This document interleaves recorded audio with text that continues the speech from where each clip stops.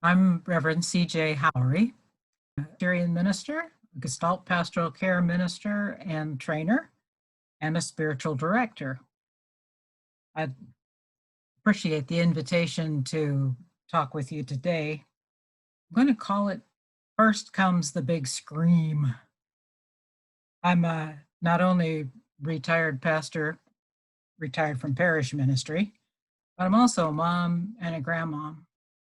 And I have had the opportunity to experience the COVID-19 and these subsequent demonstrations and movements for Black Lives Matter, for justice and inclusion of all people through my daughters, who are professors, faculty to higher education institutions. About 2 weeks ago, one daughter called us, mom and dad, at home, just in tears, and said, "I just can't take any more of this," and began to tell us again the story of two parents working from home, two full-time jobs with a 5-year-old and a 7-year-old, also trying to finish school and go to day camp on Zoom. And the daycares are not open, and the school, we have to arrange for parents' schedules and babysitters' schedules. And then the university, the college, is under extreme pressure financially, the student bodies, the faculty, trying to make ends meet through the summer, counting every nose of every student that signs up for the fall semester, trying to figure out if we can have the fall semester on campus, trying to figure out how the money is going to make it from one end to the other. And so we spent the weekend there with them, helping with day camp on Zoom while mom and dad were both working on their own Zoom connections. Experienced a bit of this for ourselves. And it brought to my mind the passage from 1 Kings chapter 19. I'm going to share the beginning of this with you. This is the prophet Elijah. And he was also facing dire straits that made him come to the point of wanting to just die, to give up and die. It was too much. Here's Ahab, Jezebel, and Elijah's story. King Ahab told Queen Jezebel all that Elijah had done and how he had killed all the prophets with the sword. Then Jezebel sent a messenger to Elijah saying, "So may the gods do unto me by tomorrow, if I do not make your life like the life of one of those prophets." Then Elijah was afraid. He got up and fled for his life and came to Beersheba, which belongs to Judah. He left his servant there, and he himself went on another day's journey into the wilderness and came and sat down under a solitary broom tree. He asked that he might die. "It's enough now, O Lord. Take away my life, for I'm no better than my ancestors," who by this time are dead. So Elijah lay down under the broom tree and fell asleep. Suddenly an angel touched him and said to him, "Get up and eat." He looked around, and there at his head was a cake baked on hot stones and a jar of water. He looked there, and he ate, and he drank, and he lay back down. We're going to stop there for a few minutes here as we consider how difficult it is in life these days.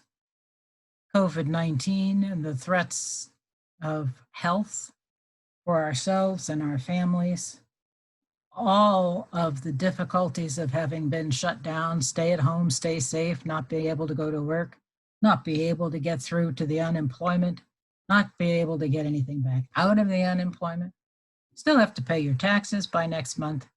And all of this going on.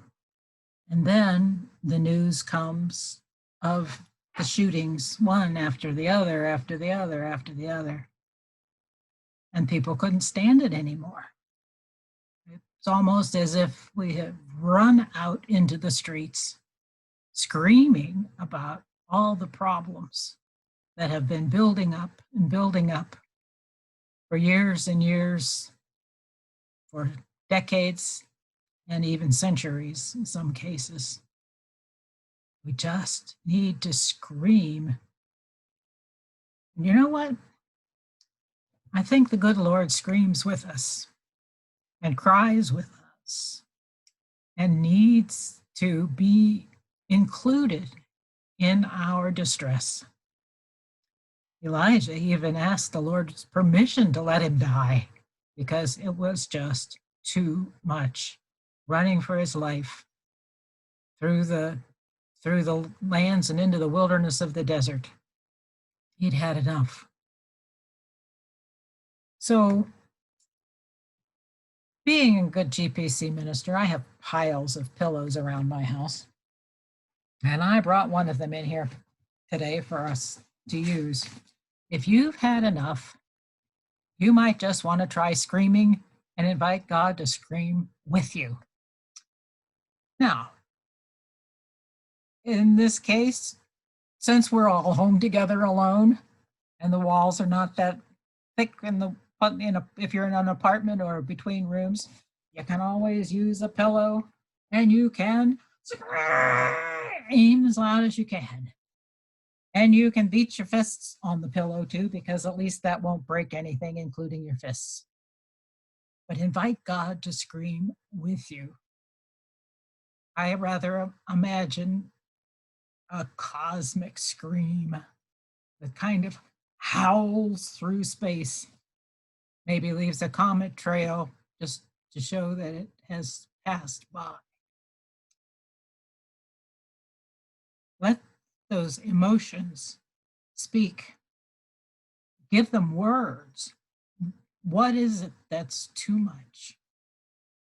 What feels like you can't survive anymore? Then, after you've had a good scream, maybe a good cry,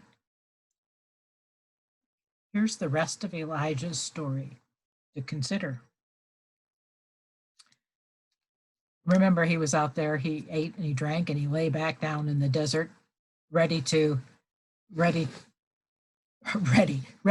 to die. But instead, the angel of the Lord came a second time and touched him again and said, "Get up and eat. Otherwise, the journey will be too much for you." I don't think Elijah was planning on journeying any further, but apparently the good Lord had a different idea. Get up and eat. Otherwise, the journey will be too much for you. So Elijah got up, he ate, and he drank, and then he went in the strength of that food 40 days and 40 nights to Horeb, the mountain of God. At that place, he came to a cave and spent the night there, saying, he spent the night there in the cave. Then the word of the Lord came to him again, saying, "What are you doing here, Elijah?" Elijah answered, "I have been very zealous for the Lord, the God of hosts, for the Israelites have forsaken your covenant, thrown down your altars, killed your prophets with the sword. I alone am left, and they are seeking my life to take it away." Then the Lord said, "Go out and stand on the mountain before the Lord, for the Lord is about to pass by." Then there was a great wind, so strong that was splitting mountains and breaking rocks in pieces before the Lord. That's the cosmic scream, I think. But the Lord was not in that great wind. After the wind, there was an earthquake. but the Lord was not in the earthquake.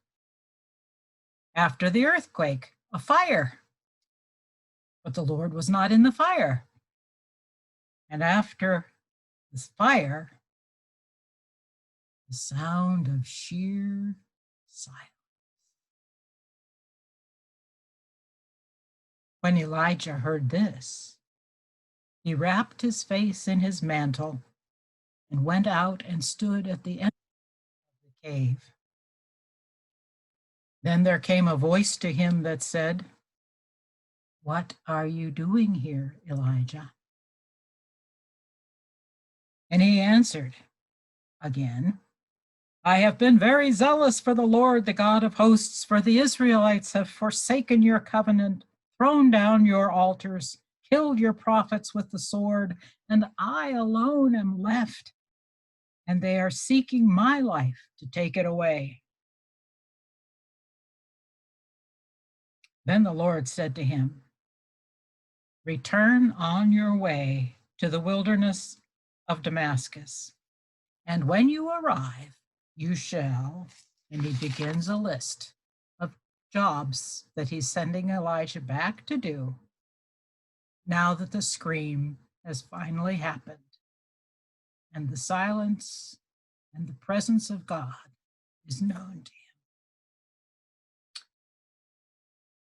And so we can be our own selves like Elijah, inviting God to join us in the scream and refresh us. And in the silence, time to regroup and see what our next chores are to help move this life ahead in the direction that God is pointing us, in the direction of good for all, health, safety, justice, inclusion, recognition, and even some recovery. I hope that this opportunity to invite God into the cosmic scream with you will bring you some relief as well.